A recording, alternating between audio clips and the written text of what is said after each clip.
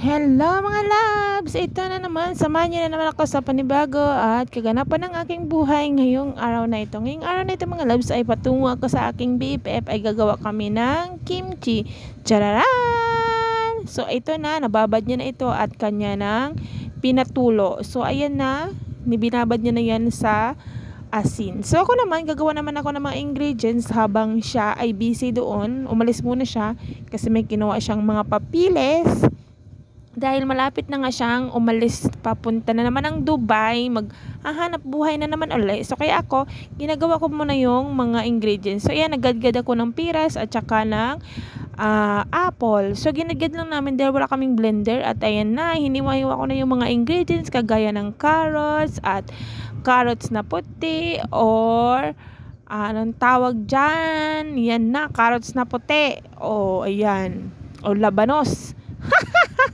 So ayan, ginagid ko na muna yan lahat at pinaghihiwa ko ng galyanan. Julienne lang ang paghiwa niyan mga loves para masarap talaga siya at maninipis. So talagang hindi siya powerful yung kasi itong gagawin namin pang 1 kilong kimchi lang ito. So ayan, nagawa na din ako, naghiwa-hiwa na din ako ng sibuyas, dahon kasi isa yan sa pinaka-importanting mga ingredients. At ayan na, nagpakulo na kami ng glutinous rice at saka ayan na, very sticky na. So ayan na, magsisimula na tayong maglagay ng mga ingredients.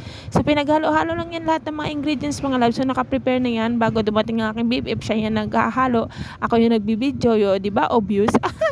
Kaya nga mga loves, gumawa muna kami ng kimchi kasi babalik na nga ito ng abroad. O, so diba, 2 taon na naman bago na naman makagawa.